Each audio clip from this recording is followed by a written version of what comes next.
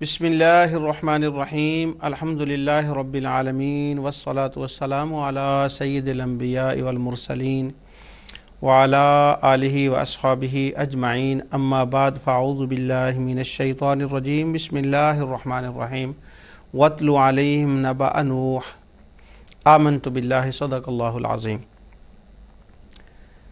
नाज़रीन, गुज़श्ता प्रोग्राम में मैंने ये अर्ज़ किया था कि मुसलमानों के ऊपर शिरक का फ़तवा लगाने की इब्तिदा कहाँ से हुई और उस वक़्त तारीख़ के अंदर वो क्या मामलात पेश आए। उसी दौरान मैंने गुफ्तगू करते हुए ये अर्ज़ किया था कि अल्लाह ताला की ज़ात अपने बंदों को क़ुव्वत फ़ैसला अता फ़रमाती है, मुख्तलिफ़ क़ुव्वतें अता फ़रमाती है, और हम जो अहलुल्लाह को मानते हैं और अम्बिया और औलिया को इस बात में मानते हैं कि वो तसर्रुफ़ फरमाते हैं जितना अल्लाह चाहे और वो अल्लाह ताला की अता से होता है। इसको हम दो लफ्ज़ों में तकसीम करते हैं, ज़ाती और अताई। ये बहुत एक मशहूर लफ्ज़ है कि अल्लाह ताला का इल्म और उसकी कुदरत ज़ाती तौर पर है, और जो बंदों को वो जितनी चाहता है और उनको उनकी शान के मुताबिक वो अता फ़रमाता है, उसको अताई कहते हैं। तो अम्बिया अलैहिस्सलातु वस्सलाम या सालिहीन कबूर के अंदर जो तसर्रुफ़ फरमाते हैं वो अताई तसर्रुफ़ होता है, वो उनका ज़ाती नहीं होता, वो अल्लाह ताला की नेमत और उसका अतिया होता है। जब हम ये बात करते हैं, इसको हम कहते हैं ज़ाती और अताई की बहस, ज़ाती और अताई की तकसीम। तो जो हमारे शुबह डालने वाले दोस्त हैं वो कहते हैं कि ये तकसीम दुरुस्त नहीं है। इसके ऊपर बहुत से हवाले हैं, लेकिन मैं ये किताब देखने में तो छोटी है लेकिन इसका नाम बड़ा है, तो इसका एक मैं हवाला आपको पढ़ देता हूँ, उससे आपको जो है ना वो इसका मौजू का कुछ अंदाज़ा हो जाएगा। लिखते हैं, ये मौलाना सरफराज खां सफदर साहब की किताब है और उसका नाम किताबुत तौहीद है। किताबुत तौहीद नहीं, गुलदस्ता तौहीद है।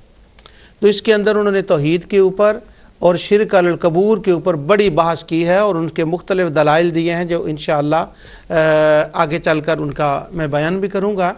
और ये याद रहे कि मौलाना सरफराज खां सफदर साहब भी मौलाना हुसैन अली वाह पचरा के वो कहते थे कि मैं मुरीद और ख़लीफ़ा और शागिर्द हूँ, लेकिन उनका एक मसले में उनसे इख्तिलाफ़ था, हयातुन नबी और सिमाए मौता के बारे में। बाकी शिरक के बारे में वो उस्ताद और शागिर्द शीर व शकर थे। तो ये ज़ाती और अताई की जो बहस है, इसके ऊपर वो अपने कमेंट्स देते हुए कहते हैं कि जो शिरक करने वाले कहते हैं कि कलमा गो मुशरिकीन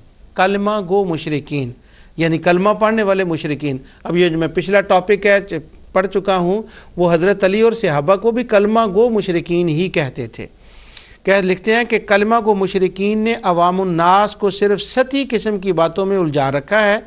कभी तो ये मुगालता देते हैं कि शिरक बुतों की पूजा का नाम है, हालांकि इसी पेश नज़र किताब में असनाम व असान की बाहवाला बास मौजूद है कि उसकी हकीकत क्या है। आगे लिखते हैं, जिसका ताल्लुक़ मेरे आज के मौजू से, और आगे लिखते हैं, और कभी ये शोशा छोड़ते हैं कि मुशरिकीन गैरुल्लाह में ज़ाती इख्तियार मानते थे, हालांकि ये बिल्कुल गलत है, जैसा कि इसी किताब में इसकी तसरीह मौजूद है।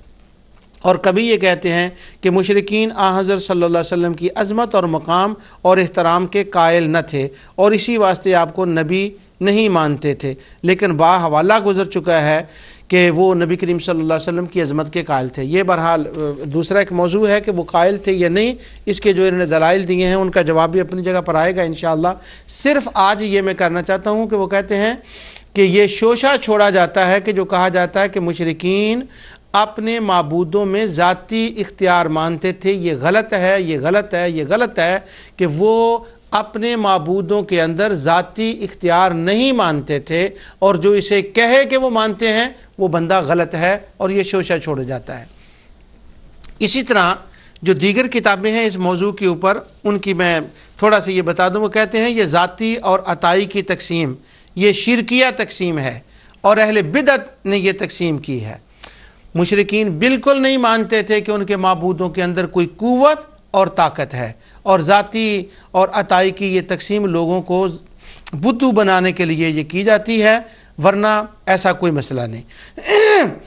اس کے اوپر تو انشاءاللہ میں بھی تفصیل سے ایک نہیں بلکہ میں سوچتا ہوں کہ اس سے ایک سے زائد اس کے اوپر پروگرام کرنے چاہیے۔ اس موضوع کے اوپر یہ بہت اہم ہے، کیونکہ ہم عطائی کے قائل ہیں اور وہ کہتے ہیں کہ مشرکین جو تھے، اور ہم کہتے ہیں کہ ہم عطائی کے قائل ہیں، مشرکین تو ذاتی کے قائل تھے۔ وہ کہتے ہیں ذاتی عطائی کی تو تقسیم ہی نہیں، یہ تو بات ہی کوئی نہیں۔ آج اللہ تعالیٰ کے توفیق سے اسی موضوع پر بات کرتے ہیں، تو زیادہ ٹائم ضائع کیے بغیر ڈائریکٹلی اس موضوع کے اوپر آتے ہیں۔ تو میں قرآن کریم کی آیات پر تلاوت کرتا ہوں، اس سے دیکھیں کہ یہ ذاتیت وہ اپنے معبودوں کے اندر قوت طاقت مانتے تھے، یا ہم یہ شوشہ چھوڑ رہے ہیں، یا ہم لوگوں کو پاگل بنا رہے ہیں یہ لفظ کہہ کر۔ قرآن اس کے بارے میں کیا کہتا ہے؟ تو سب سے پہلے قرآن کریم کی آیت شروع کرتے ہیں، سورہ یونس کی آیت 71۔ اللہ تعالیٰ ارشاد فرماتا ہے کہ حضرت سیدنا نوح علیہ السلام نے اپنی قوم کے سامنے جب اللہ تعالیٰ کی وحدانیت کا بیان فرمایا، وہ وحدانیت یہ تھی کہ وہ پیدا کرنے والا ایک ہے، وہ کائنات کا نظام چلانے والا ایک ہے، وہ سب کچھ کرنے والا ایک ہے، اس کو کسی کی حاجت نہیں۔ اللہ الصمد، وہ کسی کا محتاج نہیں، ساری کائنات اس کی محتاج ہے۔ اور وہ جو مشرک تھے وہ کہتے تھے کہ وہ تنے تنہا نظام میں کائنات نہیں چلا سکتا جب تک یہ ہمارے شریک ہاتھ نہ بٹائیں، چونکہ یہ خدا کی اولاد ہیں، نعوذ باللہ من ذالک۔ تو ان کے اندر قوت تصرف اور طاقت ذاتی طور پر ہے، وہ ان کے اندر قوت اور تصرف مانتے تھے کہ یہ ان کے اندر ہے۔ یہ کہنا کہ مشرک نہیں مانتے تھے کہ ان کے اندر کوئی قوت اور تصرف کی بات ہے، یہ بات غلط ہے۔ اب قرآن کریم کی آیت سنیے، 71 سورہ یونس کی، وَاتْلُ عَلَيْهِمْ نَبَأَ نُوحٍ اِذْ قَالَ لِقَوْمِهِ يَا قَوْمِ إِنْ كَانَ كَبُرَ عَلَيْكُمْ مَقَامِي وَتَذْكِيرِي بِآيَاتِ اللَّهِ فَعَلَى اللَّهِ تَوَكَّلْتُ فَأَجْمِعُوا أَمْرَكُمْ وَشُرَكَاءَكُمْ ثُمَّ لَا يَكُنْ أَمْرُكُمْ عَلَيْكُمْ غُمَّةً ثُمَّ اقْضُوا إِلَيَّ وَلَا تُنظِرُونَ۔ میں وہی ترجمہ جو میں اکثر استعمال کرتا ہوں وہی میں پڑھ دیتا ہوں، اور حضرت نوح، اور ان کو حضرت نوح کا قصہ پڑھ کر سنائیے۔ یہ حضرت میں اپنی طرف سے کہہ رہا ہوں، انہوں نے لکھا ان کو نوح کا قصہ پڑھ کر سناؤ، جب انہوں نے اپنی قوم سے کہا کہ اے قوم، اگر تم کو تم میں رہنا اور خدا کی آیتوں سے نصیحت کرنا تم کو ناگوار ہو تو میں خدا پر بھروسہ رکھتا ہوں۔ یہاں تک تو بات ٹھیک ہو گئی۔ آگے ہے، حضرت نوح علیہ السلام نے فرمایا، ان کو فرمایا فَأَجْمِعُوا أَمْرَكُمْ وَشُرَكَاءَكُمْ ثُمَّ لَا يَكُنْ أَمْرُكُمْ عَلَيْكُمْ غُمَّةً ثُمَّ اقْضُوا إِلَيَّ وَلَا تُنظِرُونَ۔ تم اپنے شریکوں کو، جن کو تم نے اللہ کا شریک بنایا ہے، تم اپنے شریکوں کے ساتھ مل کر جو کچھ تم کر سکتے ہو نا، جو معاملہ کر سکتے ہو وہ کر لو، اور تمہاری پوری جماعت آ جائے اور تم اس کے بارے میں مجھے کوئی ڈیل مت دو، جو کچھ تم کر سکتے ہو اپنے معبودوں سے کہو وہ کر لیں، تم اور تمہارے معبود جمع ہو کر میرے خلاف، مجھ سے جو انتقام لینا چاہتے ہیں وہ میرے خلاف کر لیں۔